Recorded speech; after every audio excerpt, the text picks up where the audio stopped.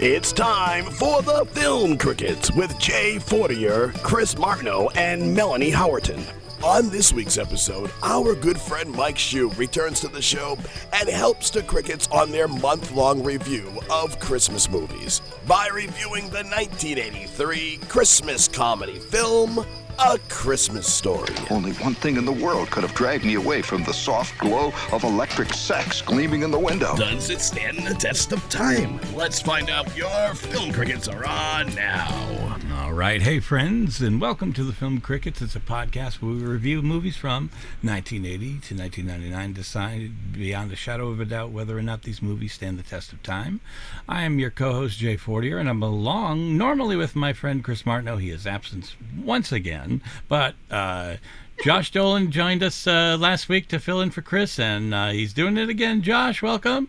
Thank you. I'm the new Chris. I'm here to bring the shit down with me again. So. Thank you for coming. Right. And I'm along with also my co-host and good friend, Melanie Howerton. Hello. Hey, and then welcoming back once again, we have not seen him since Outside Providence. It is Mike Hsu. Welcome, Mike. What's going on? Thanks for having me back. Hey. Even though every time I'm on, there's some serious technical difficulties. So, oh my god! And we're everybody's rare. That's how. It's actually more rare too. So fun. Nice to meet you, by the way. Nice to meet you too, Melanie. What's up, Josh? What's going on, man? I'm surprised we're not doing the Grinch because we have you on. You hate Christmas. I don't hate Christmas. I hate people who celebrate Christmas in September. You know, You mean at the appropriate time? I hate people who keep their tree up for Valentine's Day. All right, I hate it when there's when they're pushing the Halloween candy out before Halloween and putting the wreaths in. That's what I hate. Oh, but you're not complaining when they're putting summer stuff out in February. No, not at all. I'm ready for summer all day, all day. Well, it's funny you say that is because I can handle winter until like the Super Bowl, and then I go, when the fuck did winter start? It's like because I can handle the atmosphere because there's a lot of events going on, and then as soon as something like that ends, it's like, okay, it's like there's nothing going on now. So it's like, damn, when the hell's summer coming? Because like all I can think about that at that point is like, I gotta go fucking pay my taxes, gotta do all this shit. You know what I mean? Like all this stuff. It's like, oh man, hurry up, bring on the summer. So yeah, I'm with you on that one. I'm ready. You know what? I'm done with winter. I've lived in New England most of my life, and I'm ready. If my daughter wasn't still in high school, I'd be living in, I don't know, somewhere like New Orleans or somewhere warm where it's warm all the time and it doesn't snow. Melanie, you live in Georgia? Mm-hmm. Where do you live in Georgia? Yeah, I'm originally from Massachusetts, actually, but I live like about an hour away from Atlanta. Oh, okay. I'm going to be down in Savannah the week after Christmas. My mom lives in Savannah, and I love it there. Oh, wow. That's nice. Yeah, that's one of the places. My friend lives there. She moved there from Colorado. It's a good time city. Yeah. Yeah, exactly. It's cold today, though. It's not freezing. It's 52. Oh, please. I'm like, come on. It's like one of those rainy days. It's like rainy all day, so I've been cold all day. It's snowing right raining, now. I've been turning around and turning the heat on and all that. It's snowing here, yeah. It's snowing. It is? Oh, yeah. We got about an inch and a half on the ground already. Yep. And it's the snow that's almost resembling the end of this movie that we're about to talk about. Like it has that look, that thin, it's that fluffy snow, Hollywood snow. I miss that. I really do. I miss it. Yeah, it always looks good against the streetlight. Just doesn't look good with the sand and once and like everything else. And the rest of the day, I miss the warm weather. Right. It's beautiful until you have to shovel it. Yeah, well, I don't like it. I don't like the heat, actually. I can't stand the heat. I'm like a hermit in the summer here. I'll get plants in the spring and be so excited to plant them. And then when summer comes, I'm like, I really got to water those. I really don't want to go outside because it's too hot. And then you get the overwhelming amount of spiders here. So there's just like 10 trillion spiders. And I don't like the outdoors like that. I'm not a spider person. I'm not a snake person. I want like a hazmat suit with gloves and big boots and a big helmet, like in order to go out and trim the bushes or something. I don't know. There's these huge spiders here. They're called Juro spiders. They're from Japan, and they kind of overtook the riding spiders, and they're just everywhere. Like you can't go anywhere without seeing like, it looks like a horror movie. There's just like webs everywhere with spiders everywhere, and I'm like, I'll stay inside. Is there like a lot of snakes there too? Well, yeah, I've never seen so many snakes in my life until I moved here. Oh, okay. I'm out. Ever. And we've had them in the house too. Huge snakes. But I finally, told my husband last summer, I said, that's it. I said, we're getting rid of a lot of these bushes. We're going to do ones that just stay real tiny and lots of space in between them so I can see what's going on in there and I can walk in between and cut them. Ever since I did that, I'm going to knock on some wood here. I didn't see any snakes this year. So no. I don't know if maybe they just don't like my yard now in that one little area that I actually trim because they can't hide in anything. I don't know. But I would see them on the porch. I'd literally like open my front door and there'd be a snake just sitting there like, hey. And I'm like, nope. Jesus Christ. Yeah. And they've been in my mom's house and everything because my mom lives with me. She's got a basement apartment. They've been in there.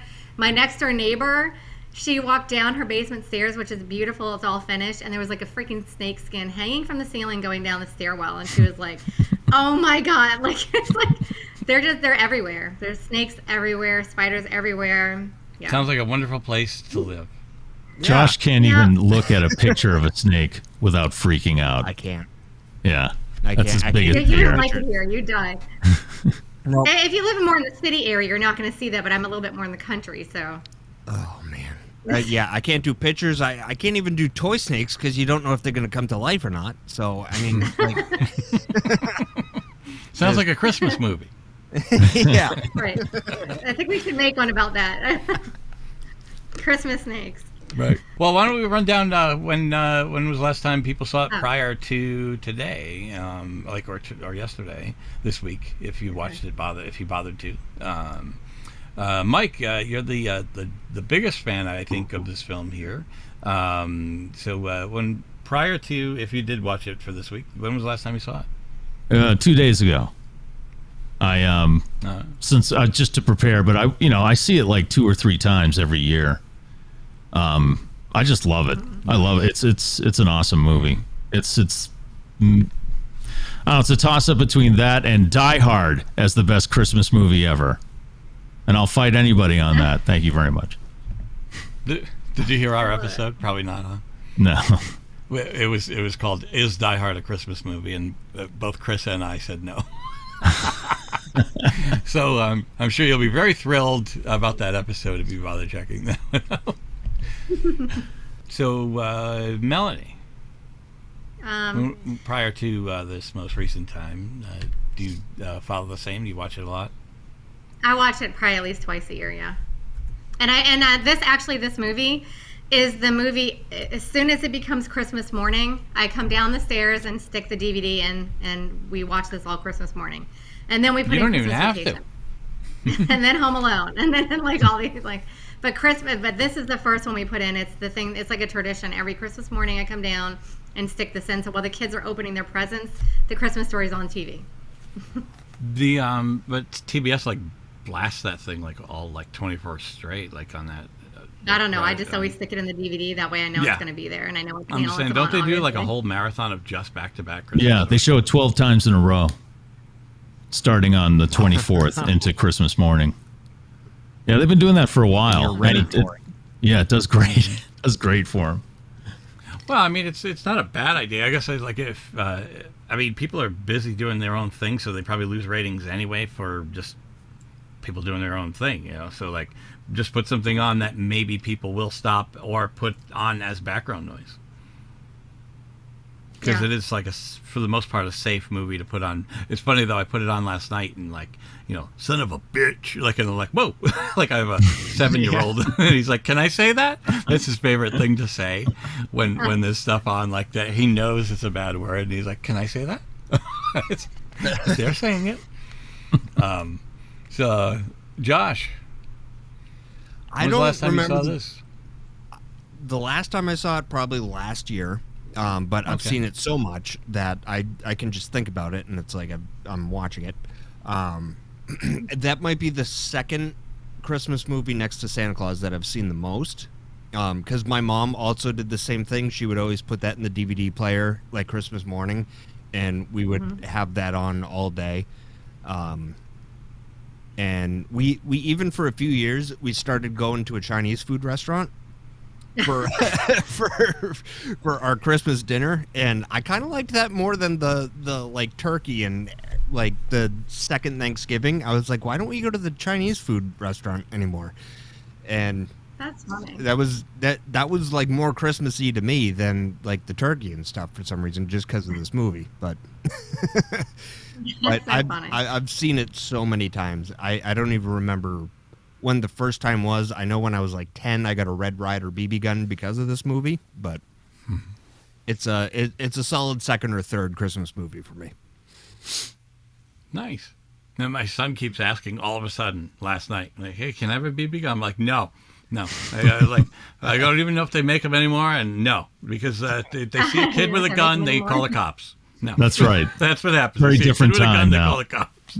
Yeah, but yeah, this is not the 70s or the 50s. When this was set.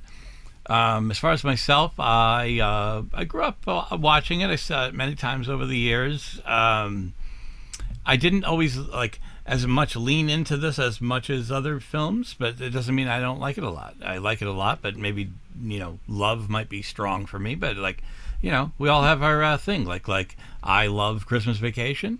Mike wasn't as big a fan. He enjoyed it last year a little more when he watched it, so we had that going for us.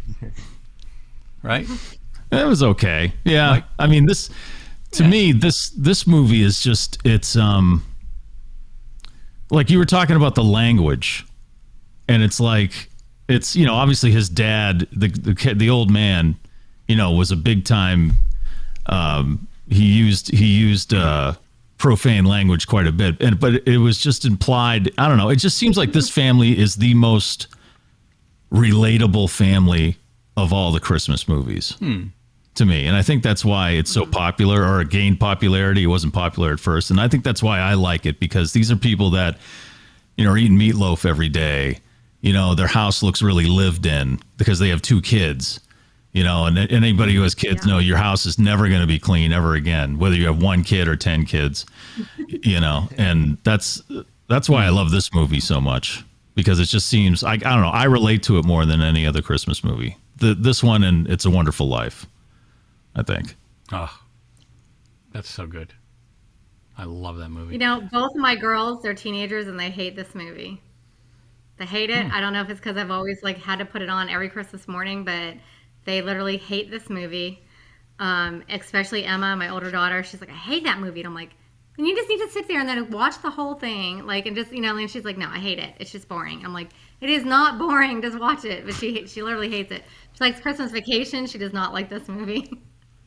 Now, I wonder if it's like because it's on in the background and you're getting bits and pieces.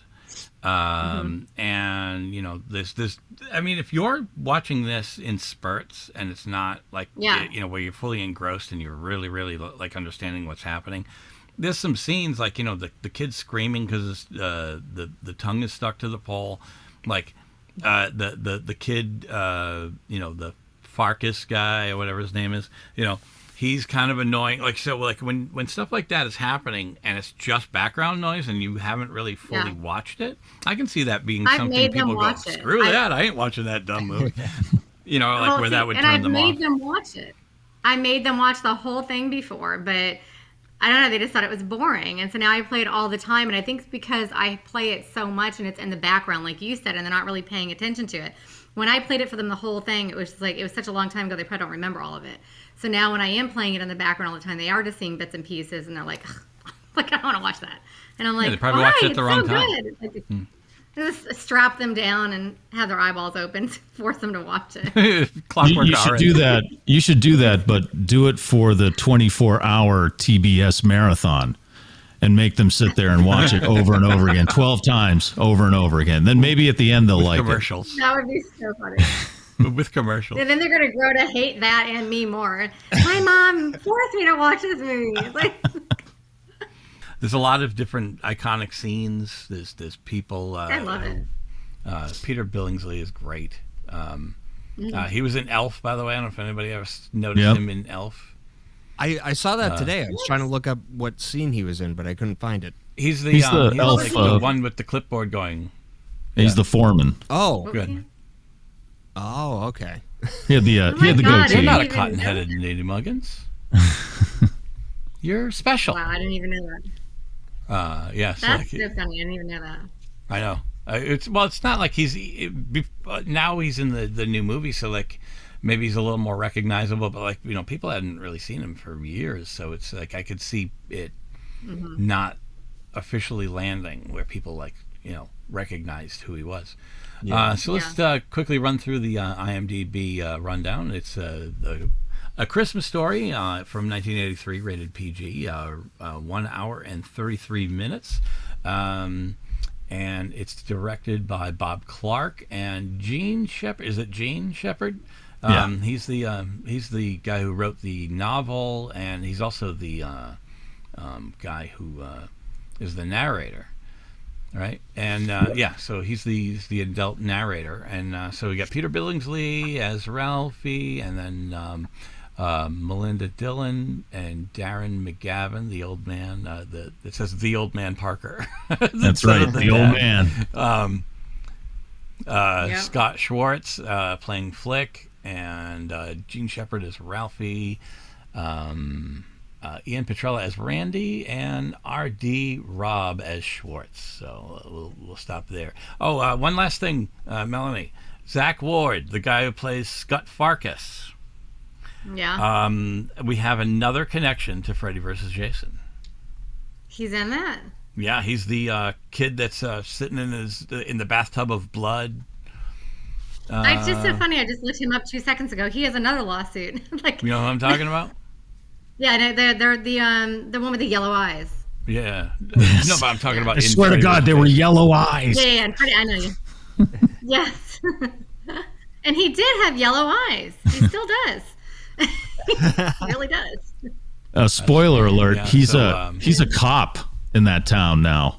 If you watch the second movie, No. A Christmas Story Christmas, he's a police officer now. Oh, that's right. Yeah, I watched it. Yeah, which is pretty I did, I watched hilarious. it. Yeah. All right, there's way too much to discuss for this movie, so we just have to go because literally, you guys, when I do trivia, some facts, I'll just show you a couple things. This is nothing. I don't even have time to say all this stuff. Okay, there were 10 freaking pages of facts and stuff about this movie. 10 of these. I'm like, okay, I just had to cut a bunch of stuff out, and I won't even have time to say any of this, but there's just so much to talk about this movie. It's such a beloved movie, and there's just so much history on it. So we definitely gotta go into it. I think we should start with Mike since it's his favorite movie. All right. I think it's awesome that the director Bob Clark also directed the first two Porky's movies. It's just funny that you have this heartwarming family Christmas movie, and then you have two of the most, the two movies that pretty much launched the teen sex movie as we know it now, which I think is pretty funny. And then another thing that I learned is that they wanted Jack Nicholson to play the old man. Did you see that? Yeah. I can't even imagine. I saw it. They didn't want to pay him for it. I think that's what it was. They didn't want to pay his salary for that, right? Yeah, he was at that time. At that time, he was too much money. He was peak Nicholson, so he was making a ton of money. And but still, I don't think it would be the same movie. It would probably be a lot darker. I'm guessing it's not going to be like you'll shoot your eye out. It's more like you'll blow your brains out, kid. It's just I can't even imagine You'll Jack Nicholson smile. I know, with a big smile the whole time, and he's up there. He's got a knife to Santa's throat or something. It's just. I think I'm glad they went with Darren McGavin because he is really. That's what I like about the parents in this movie. They're really every parent. They are total. The dad is just. He's just tired of it all, and the mom. What was her name? Michelle? Is it Michelle Dillon? Melinda Dillon. Melinda Dillon as the mom. She looked tired all the time. and that's real. Yeah, that is a real thing. You get two little kids that age, you're tired all the time. You know, plus you're playing, she's the 40s housewife too, so she's doing all the housework, you know, and doing it all for real. There's no microwave ovens, you know, so she looked tired all the time. And I was like, these are real parents, you know, these, you know, and that's so I thought it would just ruin it if it was someone other than Darren McGavin or her, it wouldn't be the same movie at all. Yeah. He had, I love the parents in that. He had some great expressions on his faces. The father, he, like, you know, like when Ralphie says fudge, and then like when like, you know, he said, "What did you just say?" You know, like, and you know, he could have handled it worse. And obviously, like, he made it a little bigger of a deal when he got back in the car. Right, right. But you know, like, if you haven't seen this movie yet, like, you know, it's too bad on you for like feeling bad that we're spoiling some shit. But it's pretty great at the end when he actually is the one who buys the, you know what I mean? Like, because Ralphie has been, you know, telling Mom throughout the whole movie, like, you know, like, he's been putting the stuff in Mom's magazine. He's leaving her all the hints. And the father's the one that ends up buying it. Like, you know, it's just, and the facial expression as he buys it for him. I know we'll get through all that, but it's just like, it's stuff like that. I think that is awesome. And also, you know, like, you're talking about real people. Another example of real is the way she handles Randy when Randy's crying under the cupboard. Oh yeah, and about Ralphie. No, he's not going to kill Ralphie. He wants some milk. Okay, you going to come out? Yeah. No. Okay, and then shuts the door.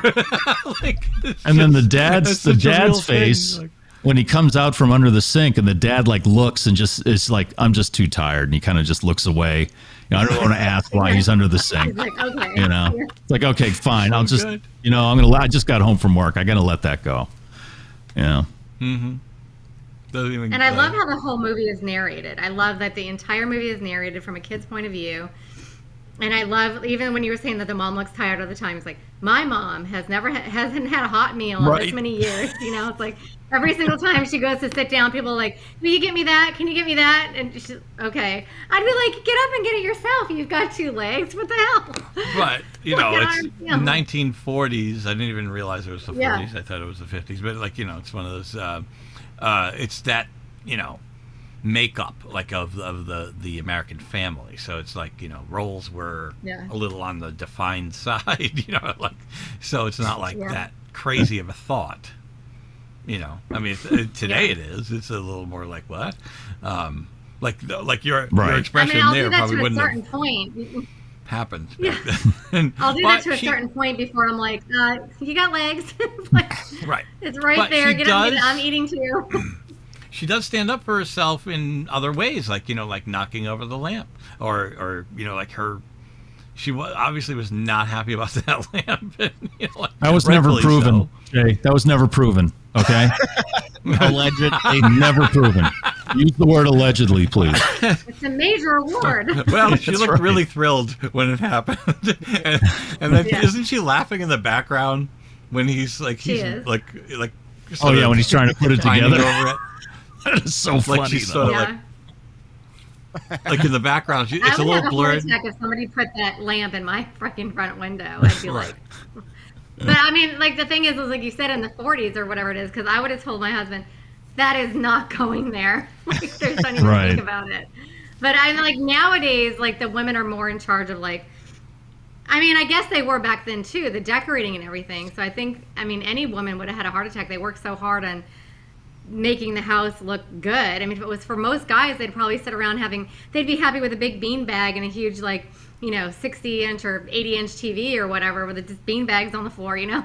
So if it wasn't for us, you guys would just be sitting around with a bunch of bean bags and televisions and games and whatever. I mean, we have to make it look good. So I would not like the fact that he's trying to put some fishnet stocking leg lamp in the front window in for everyone to see. So if it wasn't for women, I'd have a big beanbag chair and a 60-inch screen TV. All right, let me write that down. Merry Christmas, I know, honey. it's Get like, out. She's trying to make it sound bad, and they're like, "Wait a minute, hold on." we're like, that's You're like, very yeah, I good. like that idea. Yeah. Posters on the walls, all that kind of stuff. Sounds Right. all right. Sounds like a dream. It's like a whole house being a man cave. All right. Exactly. That's what you guys would have. And that lamp. Yeah, exactly. I love the Well, you can probably buy that lamp at the museum across the street from the house now. They Oh, sell yeah. those lamps and those bunny suits. Oh, and they sell them at Spencer's, too. yeah. Oh, I've seen little ones. It wasn't that size, but Oh. I have seen some of those. Did you guys see the Miller High Life leg that they're selling? Miller High Life is put out. It's a leg lamp, but it's not the same leg. It's the leg of the girl. I don't know if you're familiar with the Miller High Life label. It's a girl sitting on a crescent moon, and she's got striped stockings and boots on. So it's one of those legs. Okay. It's got the striped stocking and the boot, and it's a lamp, but seen you can that. also fill it with up to a six pack worth of beer, and then it's like a beer ball shaped my like a God. leg, and then you can pour the beer out of there. So you don't have to get up and go to the fridge. You can just have it right there on the stand next to you, on the couch, and then just pour the beer from the leg into it. Oh, that into your reminds me glass. of the stocking that was filled with ranch dressing. Oh, right, that- Joe. that one Do you year. still have any of that ranch left over? I actually chugged all of it. So Oh, okay. I bought So is that your perfect Christmas wish then? the beer leg. Are Oh, you hinting on absolutely. the show for a special someone to give you that Yes. lamp? Yes, Josh. Start ordering it now. all right, hold on. The sofa that doubles as a toilet. You just lift up the cushion. This is- Yeah, now you're talking. Oh my God. God. I didn't want to go there. Now, but speaking of, she had said across the street from the house. Now, I had just sent Melanie a video of the. Have you guys seen the TMZ video? Of The in guy, regards to that the house? guy's, the guy telling the other guy he's a scumbag. Yeah, it was Yeah. the guy who plays Dill. Right. Like the Yeah, that's it.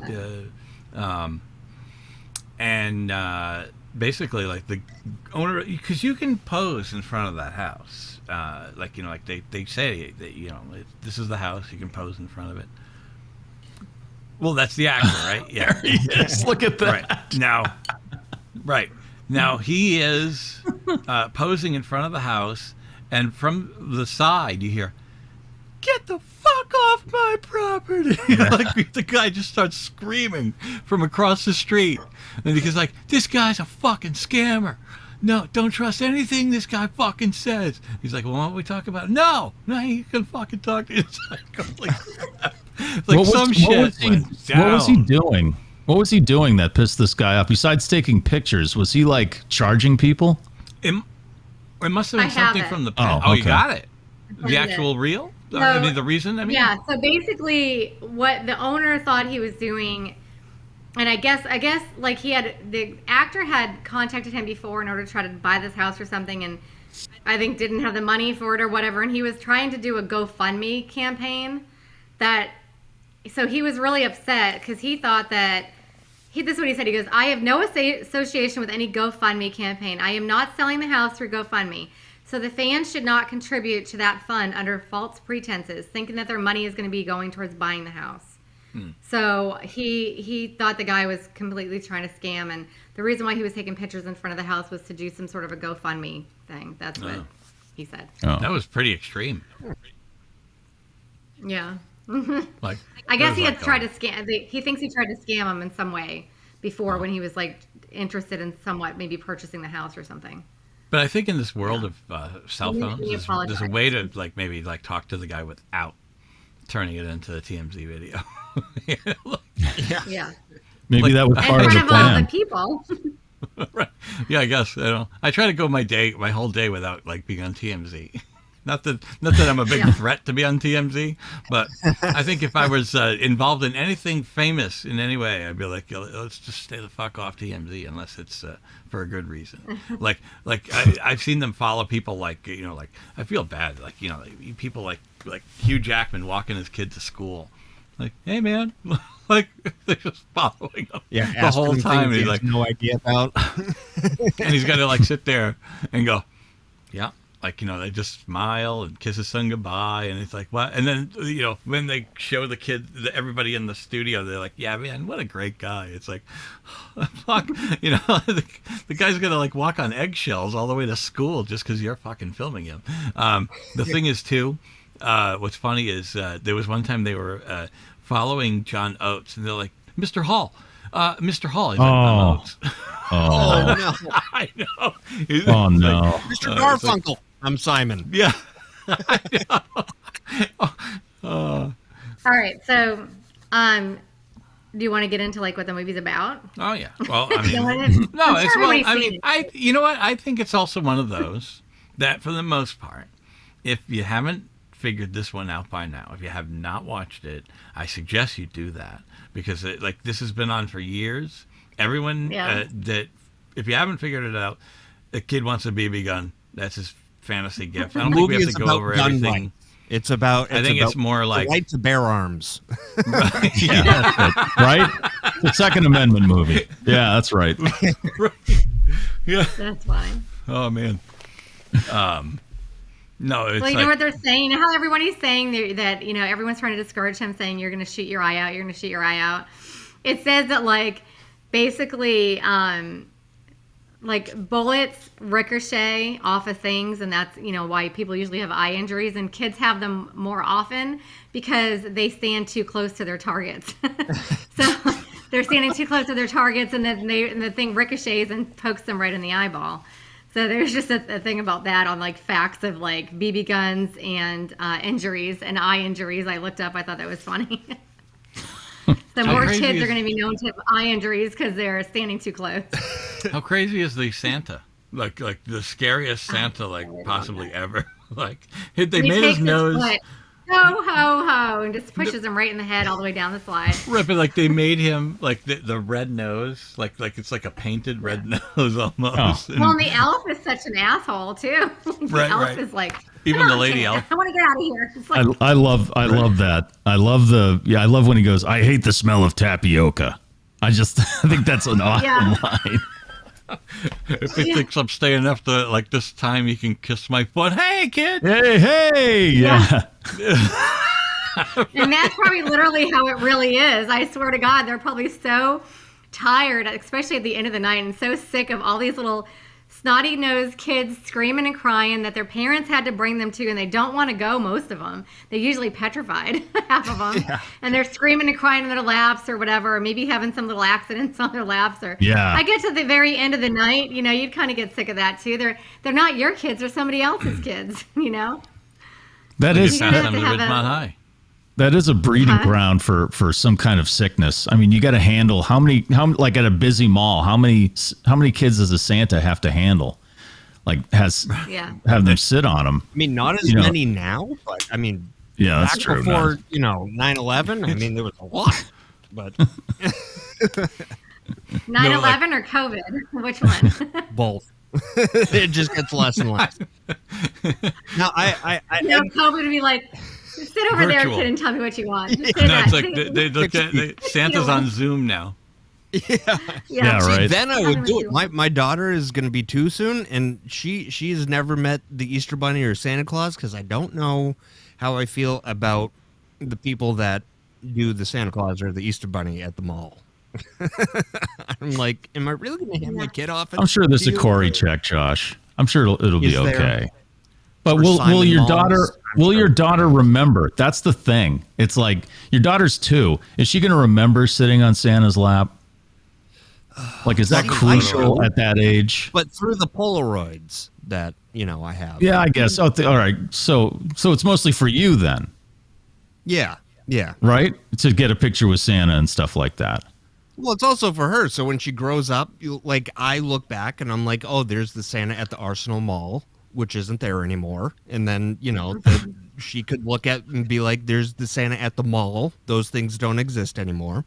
Okay. And yeah, I don't know. Well, also it's cute because you can put all the years together. This is you at 3, this is you at 4, this is you at 5, and you can see them growing. But I also don't think you need to worry about the Santa at the mall because it's not like you're just going to drop them off and just walk away. Right, you're there, right, Josh? You're not just like leaving. You're not just like giving her like you're not giving her like a box of Cheerios and saying, "Here, just stay here until Daddy gets back from the bar." Yeah, exactly. So maybe my mall Santa's a little different than yours. You're supposed to drop them off, and then they'll call you when they're done. So Okay. You didn't Santa get that Claus memo? is babysitting for Christmas. You didn't get the memo that says drop them off? No? no, I guess that slide that they use, that store that they were in was a real store called Higbee's in Cleveland or somewhere near Cleveland. And they put up that slide that they send the kids down for the movie. And I guess the store kept the slide for years. They kept that as a thing, Yeah. which I thought was pretty Yeah. cool. I got that. That's awesome. And now, then it became a Dillard's in '92, and then it closed in 2002, and now it's called Jack's Casino. Oh, no. Oh, no. And that Santa's still there. happened to Jordan Marsh. That Santa's Yeah. still there playing poker. Well, Mike, you've seen this movie 1,000 times. So, what year do you think this exists? Because I have all this stuff in pink here. The pink stuff represents problems with the timeline, and nobody can really figure out exactly when the movie was filmed. I And I think, can read some of those. well, when the movie takes place, Yeah, like what year you think? I think it's 1940. It's definitely pre-World War II because they don't talk about the war at all. You don't see a lot of evidence Right. of a country at war, but you do see a little evidence of, what was still going on with the Depression. Like it seemed like everybody was just, getting by. They were on a budget. You see what they were having for dinner and stuff like that. But I since there's no mention of the war, I'm guessing it's like right before World War II. So you think what year is it? Like 1940. He has like a 1937. He has like a 1937 car, Oldsmobile. Yeah. Yeah. He does, yeah. So It says, 1937 model 6-door sedan. And then, so those are the things it says, the debate. There's way too many things, I don't even know where to start. But as Ralphie decodes the Little Orphan Annie message, you can see the number 1940 on the back. 1939 was the last year that Ovaltine sponsored Little Orphan Annie. And then it says Little Orphan Annie radio program was of 1940. Then with the parade, they said that you see Snow White everywhere. You see Snow White in the mall. You see Snow White all over the place, which came out in 1937. And then in the parade, you see The Wizard of Oz that premiered in 1939. But there's no mention of Pinocchio, which was set in 1940. And then funny. it says... Okay. Sorry. Oh, go. What were you going to say? No, I was going to say it's funny how people will like seriously debate something that the director and writer probably like had zero care about. Right. Like, the prop people or like whatever. Yeah, like what was it recently? I was watching something, and the person starts going to school or whatever, and the song that's playing is Things Can Only Get Better by Howard Jones. I was like, oh, so it's set in 1985.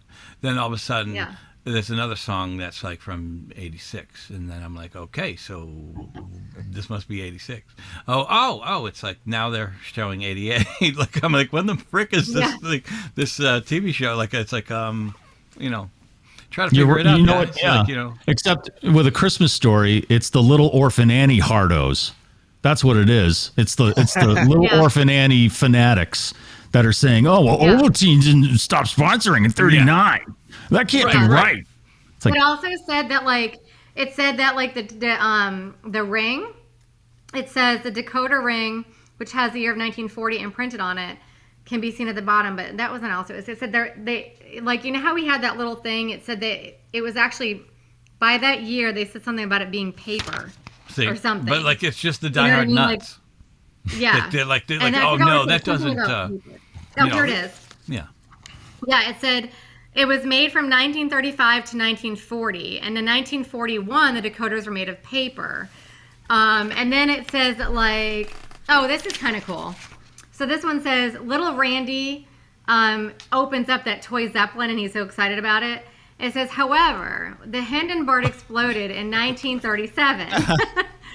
So it says that made Zeppelins instantly unpopular and effectively ending lighter than air travel. Since the year on Ralphie's decoder pen places the story at maybe 1940, and thus after the Hindenburg disaster, it seems unlikely that Randy would want a toy Zeppelin. Okay. It I have an says, answer or for his him. parents would be interested in buying one.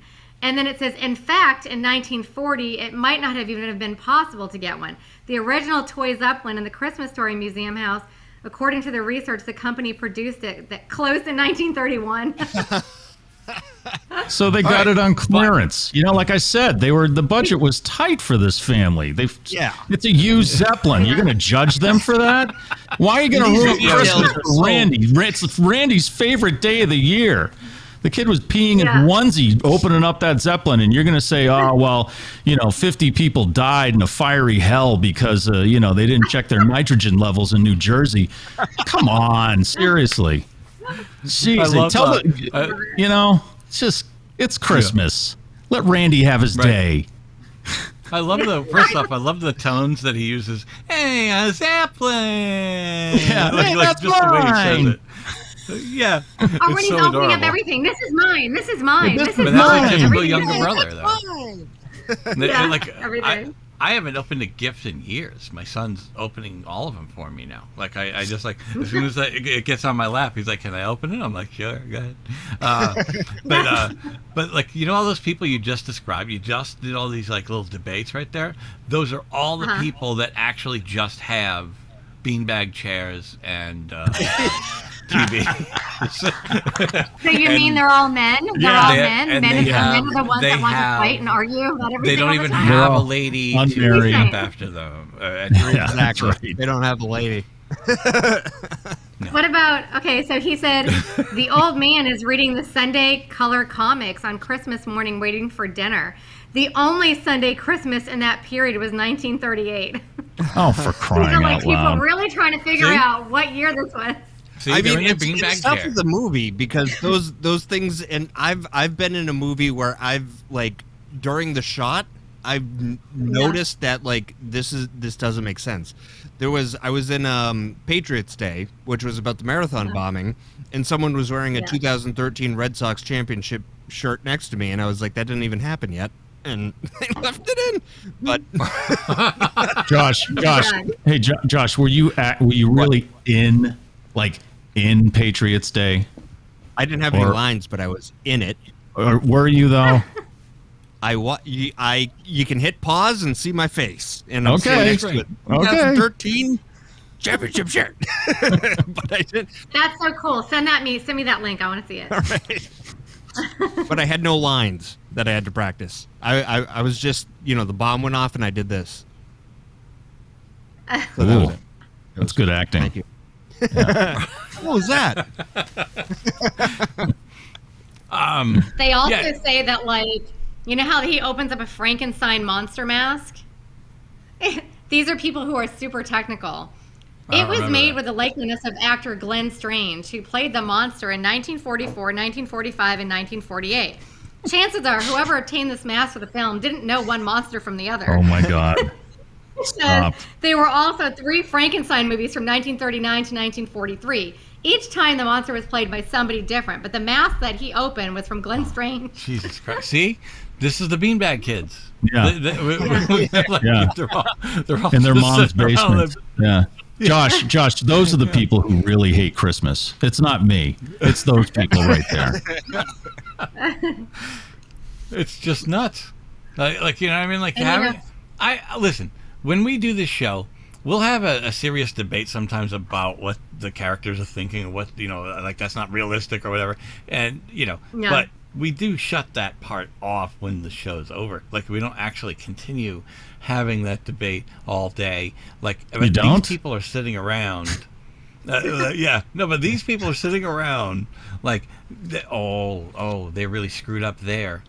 They're logging on to Reddit and they're because you know what? That's the wrong Frankenstein mask. That wasn't even out yet. The guy who made it, or the people who made it, wanted a vibe of an era, not they weren't saying, oh, this is absolutely 1940, and this has this was right. No, it was this chunk of time, and that's all. Yeah. Nobody has to have a stupid debate about the stupid Frankenstein mask. And that's what this podcast is about, right? So they were looking for a vibe, and even though this movie takes place in whatever 38, 39, 40, to me, and I'll just say it right now. I know you usually wait till the end, but this is a story that takes place in the 40s, yet still today it's super relatable because it still happens. All that stuff still happens. That's what makes it a timeless movie. The kids just can't wait for Christmas.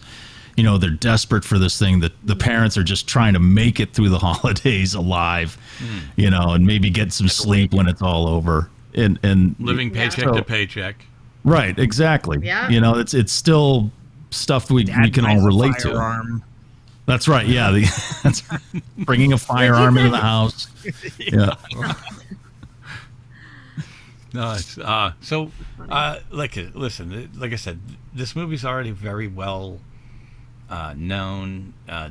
Obviously debated. If you check out the Beanbag Kids with their Zeppelin talk, and they're not talking about the band. So why don't we jump right into TMI, and then we'll do Final Judgment. It's a new segment that we have called TMI, which is basically timeless movie info. We've already been establishing a lot of these things, but this is when Melanie actually officially gets to those moments. It's time for TMI with Melanie. Listen to this. I am in the bathroom right before the movie starts.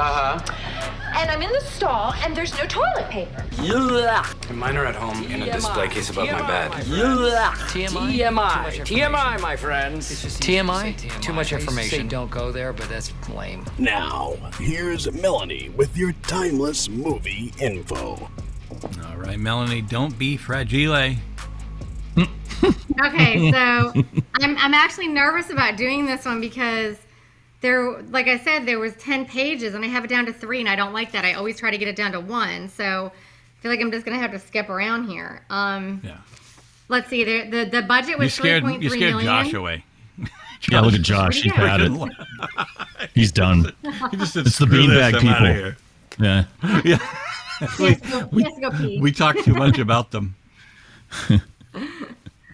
So, so the budget was $3.3 million. Box office was $20.8 million. Will Wheaton, Sean Astin, and Keith Coogan also auditioned for the role of Ralphie. Sean Astin, great actor there, and we had Keith Coogan on the show twice. Yeah, wouldn't be the same though. Who's Will Wheaton? Why does that name sound familiar? He was the kid on Star Trek: Next Generation. Right, that was. Oh, okay. So I don't know who he is. He was also on Big Bang Theory as an adult. Right. And he was on. I know a movie you know Will Wheaton from is the Stand By Me. He's the lead character in Stand By Me. Oh, right. Yeah. Oh, I love him. Okay. Yep. All right. Let's see what else. It was included in 1001 movies that you must see before you die. According to cast members, when Ralphie's wearing his pink bunny suit in disgust, the old man's line is, "He looks like a deranged Easter bunny." That was completely ad-libbed by Darren McGavin. Awesome. Peter Billingsley starred in... I know, right? And I felt so bad for that kid. He has to go... First of all, what kid wants to leave a Christmas tree full of presents underneath that are for him to... He has to go upstairs, leave the presents that he hasn't even opened, while his brother's opening all these things, and he has to try on this stupid pink bunny suit and just stand there, and he doesn't even get to open anything good. I mean, at all. And Aunt, whatever her name is, isn't even there to judge how it looks on him. Yeah. I know. And he's like, the father's like, "Do you want to wear that?" And he's like, "No." Like, I mean, who makes him do that? I would not make my kid do that. You know what's funny is my daughter. My daughter's 18, and she would totally wear that right now. She'd wear that out, like she would wear it to like the mall and stuff. My daughter has. I have an 18-year-old daughter as well. Yeah, my daughter has a pair of those pajamas. They sell them now. With That's it? Yeah, but it says a Christmas Story on it. But like Oh wow! You must love that. Yeah. Good to know. So it says, okay, Peter Billingsley starred in a horror film, Death Valley, before A Christmas Story. Interesting, both films he mentions the Western outlaw Black Bart and dons a cowboy outfit and a gun. Wow. This is another thing with timing. The Salvation Army Band at the beginning is playing Christmas carols. An authentic book of Christmas carols for the Salvation Army Band's called Carol is Favorites. However, this publication was not released until 1953, 13 years after this movie was supposed to take place. Oh my God, people. So Just I wonder. I want to Like, know if the duct tape is on the beanbag chair. Is it covering Yeah. so the stuff doesn't fly out at this point because it's been there for years. There was a couple scenes that were gotten rid of. So I guess there was a scene where Ralphie's teacher was supposed to talk to his mom about how amazing he was and that he deserves a Red Ryder BB gun. And there was also another scene where Ralph was like imagining saving Flash Gordon or something, but they cut those things out. Oh. That sounds awesome. But you know what's funny is they didn't cut out the music that was used in the Flash Gordon scene still exists on the movie's official soundtrack. But you probably don't know where it's coming from because they cut the scene out. Let's see. This is another timing thing. I'll just skip that one. In the scene where the mom breaks the lamp, you can see that she's holding multiple pieces of the leg. But when the dad comes into the room, it's all in one complete piece. Let's see. Gene Shepard, the irate man waiting in the Santa line at the department store, the woman behind him was his wife, Lee Brown. That kid is great, isn't he? I like Santa. Oh yeah, right. And it's Yeah. this is I what like you the were way you saying have eyes. earlier. This is what you were saying earlier, that Ralphie tells all these grown-ups, like his mom, his teacher, his Santa, all that he wants this Red Ryder BB gun. But the person he never thinks of telling is his dad, who gives him the gift. But I have something on that, because back in the day, they had to have 2 separate beds if you were husband and wife. Oh yeah, they show that. He puts it in his mom's magazine, but he puts it on his dad's bed. So they think that maybe that's how the father knew that he wanted it too, because he opens up. I mean, he does mention it before, but he probably went to go lift up the magazine and get off his bed, and the thing probably fell out of it. But he puts it on his dad's bed, even though it's his mom's magazine. That's what they said. Wow. I've seen But I this don't think movie. anybody would know that. How would anyone know that? I don't know. I've seen They this didn't movie show. hundreds of times. I've never. Yeah. Well, it's how do they know that? Because you can't That's what I'm figure saying. out which is whose bed. You just see the beds. Yeah. Yeah. Because you don't ever see them really in the beds, No. I don't Yeah, think, it's right? not like- Never at all. It's not like Bert Yeah. and Ernie that has the initial right, Right. Yeah. Right. on the headboard. Yeah. Oh, did you guys know that Peter Billingsley is related to Barbara Billingsley, who was from Leave It to Beaver? Oh. Really? That makes sense. Yeah. My mom sent me that fact. She was like, it kind of reminded me of when we were doing Ferris Bueller's Day Off, when the girl was like, my sister's ex-boyfriend's friend's cousin at the whatever. It was like one of those kind of a thing. I'm like, I can't even say that. That's too much crap. But it's like they're related in some way that it's somebody's family, somebody like down the road. But yeah, they're related. And let's see. The old man, that was basically what his name was. They never gave him a name. It was just the old man. Ralphie was 9, but he was playing... Oh, Ralphie was actually 12, but he was playing a 9-year-old. This is weird. The late Don Geyer, who played the Scarecrow, was head of the display and fixtures at Higbee's, which is now Dillard's, which was now another thing. He did the Santa throne in the movie, was one of the chairs owned by Higbee's that Santa used every year. After Geyer's death in 1999, the co-workers reported seeing him on the loading dock where he used to smoke, and a few claimed that they heard his voice overhead the paging system. So one of the guys that was in there is supposedly haunting. Oh, that's awesome. See, that's a movie right there. That's a whole movie right there. That's unbelievable. Yeah. Peter Billingsley should get on that. He's a producer now, so he should get on that and make that happen. That's awesome. I know, right? That's crazy. You guys know that the home in 2005 was put up for auction on eBay, purchased for $150,000. A guy, Brian Jones, bought it and spent $500,000 preparing it to kind of look like it did in the film. And then he bought the house across the street to make it a gift shop.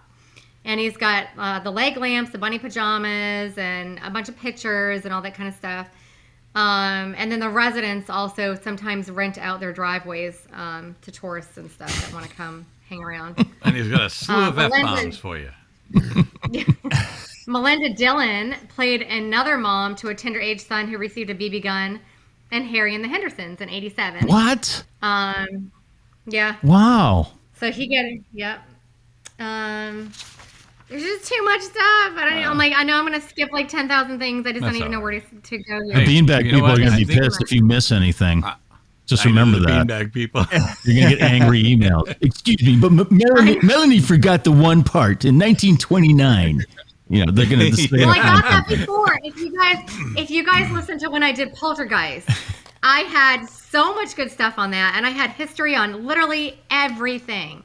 And I even mentioned how I love the music, but I didn't mention who like did the music score, you know. But I mentioned I love the music in it. I love literally everything about it, and I told all this stuff about history and even the ghost stories and everything. And so then people were writing back and telling me all these things that I missed. I'm like, it's in there, just listen to it. But then I didn't mention the actual like person who did the music score, but I did mention I love the music in it. But yeah, I'm probably gonna get, there's just too much. I mean, I can't possibly say all of it. It's an hour-ish show, and then like you can only fit so much. Well, I mean, like we haven't even talked about Schwartz's porn career. Right? Yeah, it all started with his tongue on that pole. Oh, I have something on that. Oh, it was him? I've got something on that. No, I think she means the pole though, not the porn career. Oh, not that part of it. Oh, okay. Did you know that, Melanie? Is it? Was that in the trivia? What? That the kid who played Flick was in an adult movie, like as an adult. I always thought it was Ralph. Oh, gross. Are you serious? I'm dead serious. Absolutely, he made a little bit of money there, and then he. Oh my god. He was actually started out just as someone behind the scenes and like a producer, and then someone convinced him to get in front of the camera. So he does have a few starring roles in a couple of porn movies. Oh my god, no, I had no idea. I found it about that. In the scene where Flick sticks his tongue to the flagpole, a hidden suction cup tube was used to safely create the illusion that his tongue was stuck to a frozen metal pole. Oh, because that looks good. It really looked like it was stuck. Yeah, it's hard to watch. Also, the dad, I know it does. Yeah. But I mean, who calls the fire department? Take a freaking cup of hot water and pour it on the kid's tongue. It was the 40s. Come on. Yeah, they didn't know what the hell they were doing. Were they supposed to Google it? Why would you call the fire department? No, I bet it has to do with this. It has to do with the school district and their insurance. I bet that's it. It's always the insurance people messing everything up. That's true. We didn't rip his tongue off. The firemen did it. Yeah, right? Yeah, exactly. The city's responsible. Blame the city. You know that when Darren McGavin is like screaming and like kind of ranting for the hot water heater that keeps breaking down. Everything he said was ad-libbed and gibberish. He did that on purpose because he said that it's too hard for him to shout out things, and it was too hard for him to try to shout out things in like when he was like an angry kind of rage without swearing. He said he was going to he'd just sit there and swear the whole time. So he literally on purpose did things gibberishly so that they could get a PG rating. Well, it's I heard that the department store Digby's said that they would allow them to film in and around the store as long as there wasn't any swearing in the movie. But I understand. Really? But I believe your story more. That makes sense that they wanted to be PG. I thought that's just how people swore back then. Well, you know how Ralphie was beating up Scout, or what's his name? Scout or Scott? What's his name? Scott Farkas. Scott. So when he was beating him up, and you know how he was like swearing and like screaming at him or whatever. Yeah, even though it sounds like it's all rambling, like you would ad-lib something like that, he said it was literally complete word for word scripted. He had to say it exactly like they wanted him to say it. It was a complete script. Wow. Oh, and Ralphie says that he wanted the Red Ryder BB gun 28 times and throughout the movie. And also, even my husband mentioned it. It was kind of funny. He doesn't really say that much throughout the movie, really. I mean, he's in it the whole time, but he's not personally talking. It's the narrator. It said that he only said about like 93 lines throughout the movie, even though he was in the whole thing. He didn't talk that much. He spoke 'cause it was the volumes with narrator. his actions. Yeah. He Yeah. pulled it off. Oh yeah. Yeah. Um, I just feel bad. I feel bad that we didn't go through the movie, but like, you know how I like to like go from the beginning to the middle to the end. yeah, but there's so much that like people know this so inside and out Yeah. that they don't need to Yeah. be told. If, like I said, if they have not seen it and they're listening to this, Yeah. they need to go and watch it first. Well, they've got Because- 24 there's just hours too to much, see there's it. Too much to talk about. That's right. Yeah. They have a I could marathon. talk about a billion things in this movie, and all the lines, some of the famous lines and quotes from it are so funny, and you know, it was just, to me, it's just the cutest movie. But there's just too much to discuss. I feel bad. Well, why 'cause don't I we feel like just we're not why don't we doing do why don't justice. we before we do the well, I'll do the final judgment intro, and then as we're saying whether it holds up or not, I think we all know where we're going to go with that. But why don't we also say like our favorite moments? Like, you know, like you don't have to go all of them, but I'm saying like our favorite moment, if you can sum it up, and you know, we'll go from there. It's time now for final judgment. Are you ready to rubber stamp this bitch? Here's the final judgment. Well, there's one swear right there. It's got to be PG-13. So yeah. Start with Mike. Yeah, Mike. Obviously, we know you think it holds up, but you know. Yeah, it holds up because it's just, even though it takes place in a certain era, the stories inside of it, and there's a bunch. It's one long story, but there's a bunch of little stories in between, and they all just seem to be universal and timeless. And so it'll hold up. It'll hold up just like Elf will hold up, and it'll hold up just like Santa Claus is Coming to Town, or the Charlie Brown Christmas. Yeah, or right, because it's just timeless. It's a great movie, and it's one of those movies that was the perfect storm. It was great writing and it was great acting, and it all just came together like that. And as far as my favorite scene, it's changed over the years since I first really started liking this movie, which was in my teens. And I used to love the flagpole scene and the tongue getting stuck on the flagpole. That was fantastic. And then it kind of moved on to the Scott Farkas affair where he beat up Scott Farkas. And then it got to be the whole Santa Claus scene because, hey, what's up, buddy? Because it's like anybody who's worked in a mall, can relate to that. But as I get older, my favorite scenes change. And I think my favorite one right now is when the old man is putting up the tree and some of the lights are out. And I think the wife says, "Oh, I think all the green ones are." I goes, "No, it's the blue ones. I'm not colorblind." And she goes in perfect tone, "I'm not colorblind either." That's just beautiful right there. Right. Anybody who's been married for a certain amount of time knows that tone. And it's just, that's why this movie is so right on. There's so many of those moments that are just like, oh yeah, my life right there. That's my life. It's like I've been there. I've heard that. I've done that. Yeah. And that's why I love that.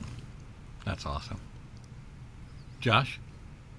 Well, I think, like Hsu said, it definitely holds up because it doesn't matter what time it is. It's like every family can relate to like the stories that are happening into it, and like on the kid side or on the parent side, because like when I was a kid, like you can totally relate to Ralphie being like, I want this one thing, and that's what you're focused on for Christmas.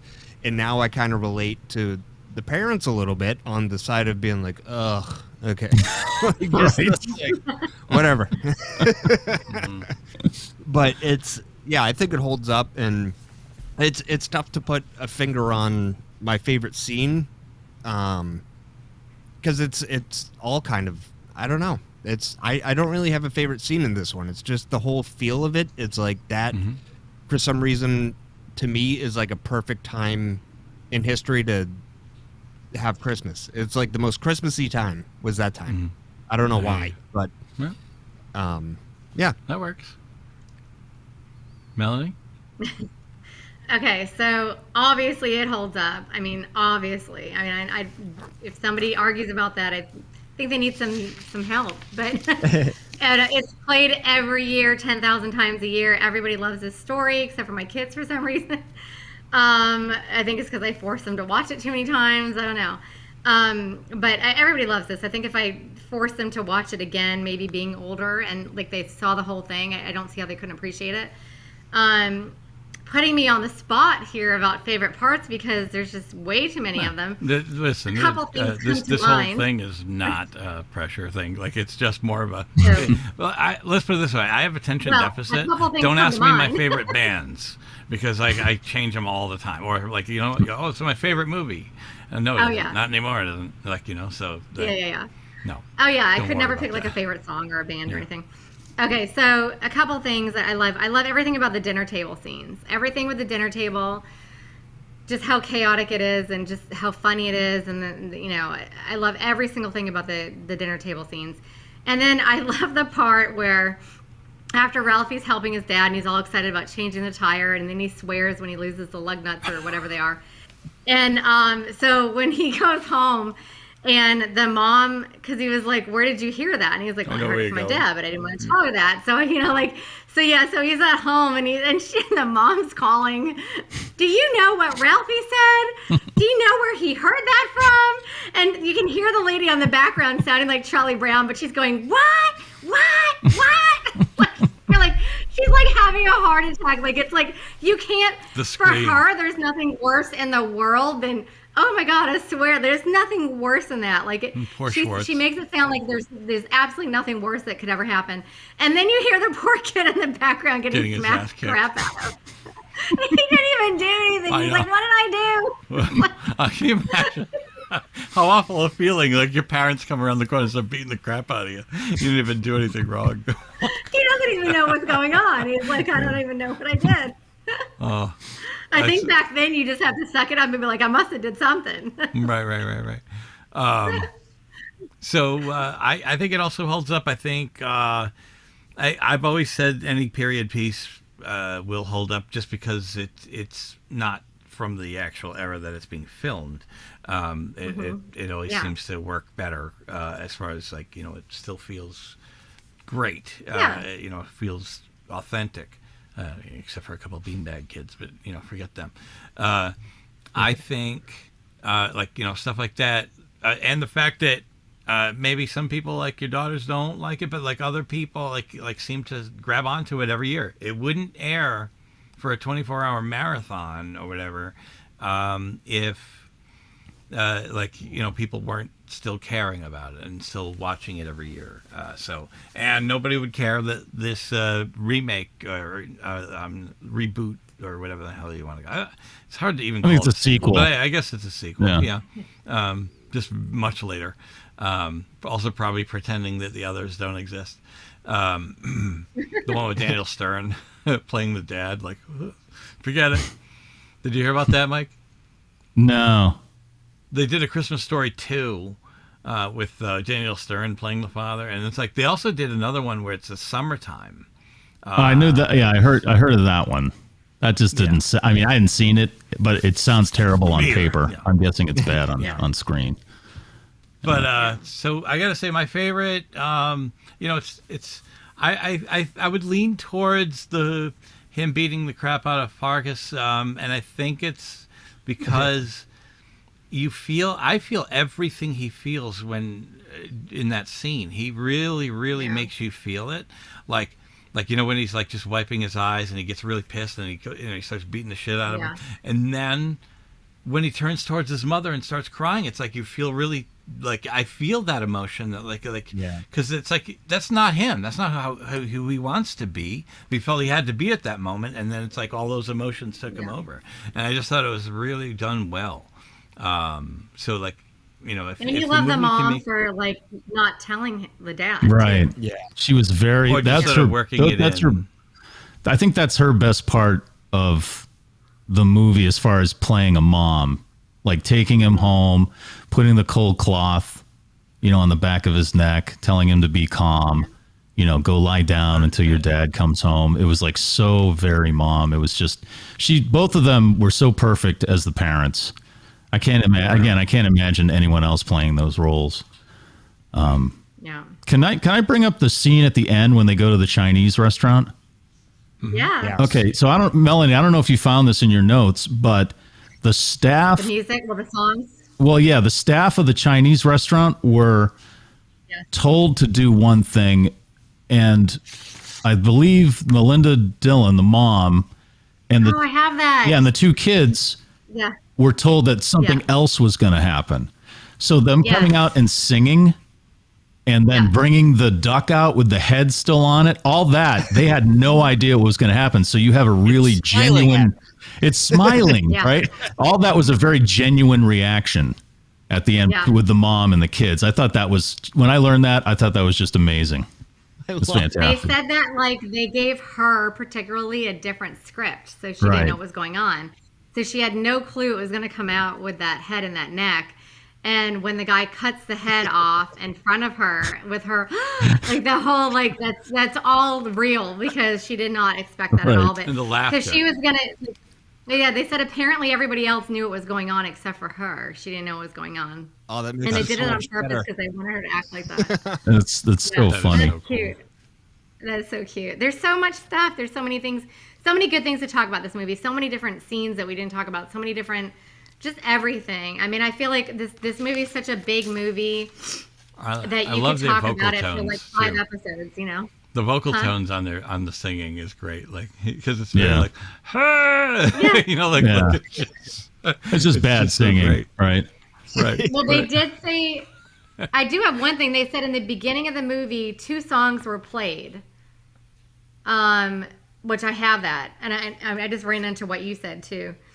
About the duck and the head, but they said in the beginning of the movie, the 2 songs that were played in the beginning of the movie were the 2 songs that the Chinese food restaurant people were singing to them in the same exact order. Oh, wow. Oh, okay. So they started off with the 2 Christmas songs and they ended with the 2 Christmas Oh, songs. that's cool. Yeah, Mm-hmm. didn't notice that. Do you notice in the strong beginning of the movie that so they're showing them like looking in the window of Digby's and everything, and everyone was crowded around there. I think this. I don't know if they did this on purpose and maybe just to show of the era what was going on, but then you had a group of African Americans who were farther away from the store, and they were standing around a barrel fire, basically singing like Christmas hymns. To me, that like I didn't really notice it until I got a little older and I knew more about history, and I'm thinking, oh well, that makes sense. If it's 1940, I bet those people probably weren't even allowed in that store, maybe. That's horrible. You know, I never and that's even like noticed that. I don't want to bring everything down, but that's something I noticed Yeah. later on is that they're way far away from the store, and everybody else Yeah. is right up against the window and going into the store. Peter Billingsley was 12 at the time, and he was given real chewing tobacco for that Big Chief scene, you know, when he was dreaming about being like a sheriff or whatever. Oh God! And after the scene, he got sick for an hour, Yes. over an hour on the set. Oh my God! And it said that, so later on they thought it was better idea to let's just give him some raisins to chew on, then he can spit it out and it looks brown. Like, Holy Who crap. give, who but they made, literally gave him real chewing tobacco. who signed off on that? And then you know the teacher. Probably the same producers that did The Little Rascals. I mean, they seem to do all the I same can't even things. imagine. But is the teacher's name Teddy Moore? Is that the teacher? Yeah. His teacher.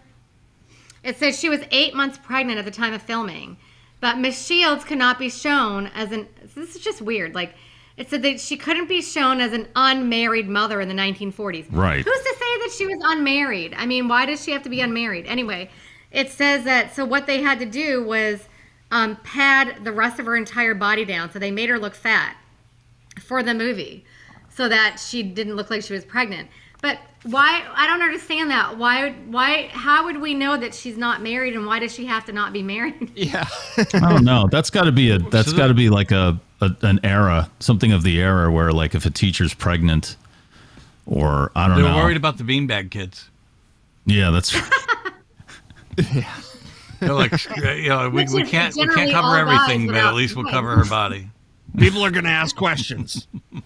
That's funny. So, all right, guys. Thanks for joining us here for that. That was a good time. That was a lot of fun talking about that movie. So that was our show. I'd like to thank you guys for joining us today and tell us. I can actually ask you both where we can find you. Josh, you want to go first? Same podcast. Well, you can find. That's right. I'm on some podcast. I can't remember what it is. Josh? Well, I think it's called the Pike FM in Worcester, right? Yeah, that's right. Yeah. I mean, Hsu's on the Pike FM in Worcester, and I am. We're both on Breaking the Ice podcast. You can find it at breakingtheicepodcast.com or Breaking the Ice podcast on all social media. And Hsu, what's your radio stuff? I'm mornings on 100 FM The Pike in Worcester, 6 to 10. You can listen on the Pike app, which is absolutely free because why would you want to pay for anything like that? You can also stream live at pikefm.com, and you can ask your smart speaker to play 100 FM The Pike wherever you are in the country or the world, and you'll be able to hear me and the rest of the crew, Chuck Perks and Mistress Carrie. And then I'm also, like Josh said, I'm with Josh on the Breaking the Ice podcast, and I also do a Neil Young podcast called Long May You Young, which is now at this point bi-weekly because I do it with a couple of guys in the Bandtown meeting, and they started touring again, so we can't do it weekly anymore. So you can find me on all that stuff, and then I'm at Mike Hsu AAF on Twitter and Instagram. Awesome. You were super busy. Yeah. Yes, I am. That's So awesome. I really appreciate you coming on here, and I'm sorry everything was so late. too. But It's okay. I want to say That was fun. I do want to say, Mike, nothing went wrong with his recording. It's still recording. I know, this is weird. You know what? It's a Christmas miracle, Jay. Yes. It is. It's this movie. It That's brought it right. out. It's a Christmas Maybe miracle. start celebrating a little earlier next year. Okay? No, Josh. No, it's bad enough we put our tree up last weekend. I thought that was early. You know? Last weekend. Oh my what are you God. waiting for? As soon as I took the Halloween stuff down, I put the Christmas stuff right away. Oh, I can't even. And I will tell you why. Because it takes so freaking long to put everything up. Why am I going to go take a billion years to put everything up outside and inside and then take it right down? It's too much work. And I like to just like literally not have any lights on at night and just walk around and have all the Christmas lights on. I think it's just super pretty. I've actually even thought, I'm like, am I going to be one of these crazy people that just leaves their lights on all year long? Josh. And then I'm like, no, I got to take it down. Every year I think the same thing. I'm like, I'm just going to leave everything up. It's too much work. Well, and then I take it down. But Josh. I leave it up until like after my birthday, which is January 4th. Josh leaves his tree up and makes it a Valentine's Day tree. No, that is not true freak. because I only do real trees, and you got to throw those out, pretty early. But we do have trees in other rooms that stay up. Oh. But the main tree God. gets I have them everywhere. So like, look, so there's just one in the dining room. There's my 5 God. in the kitchen. There we go. That's just there's 5 in the kitchen. I have my massive one in the. I don't know if I can carry this around, but I have a massive one in the living room. Then I have 2 other ones in the living room, and then I have another one over there. Then I've got garland that's lit all over the place. Everything lights up. I've got trees in all the room. Like they're just everywhere. That's what I'm talking Are about. they real? Are they all real? No, we stopped doing real ones. Oh, good for you. I've had the same It fake was too tree much- for 25 years. I bought it at Spags in Shrewsbury for like $30. Yeah. And I, every year I drag up the duffel bag and put it together in 3 sections, and there you go. It's Christmas. Instant. It's like add I love my water. Christmas tree in the living room so much that it was a Christmas tree my mom bought for me a long time ago, and I swear to God, it looks so real that people will come in and go, "Oh my God," and they'll literally touch my tree and think it's real. And so every year, more lights would go out on it every year. So this year, I'm like, screw it. There was hardly any lights left, and it was just too much work. So we killed our fingers and everything. All of us in this family sat down with wire cutters and cut every stupid wire off that thing and then, redid it. Of course, we get now it was so much work. My husband's like, let's just leave this up. Oh my God! Wait, He was like, wait! You took. I'm not going to take that down and restring it every year. You Let's took. just leave it up. You took all the lights that came with the tree. You took all those off, and then rewired the whole tree. I rewired it. Oh my God! Can you hear me if I pull the microphone out? It might mess with everything. Because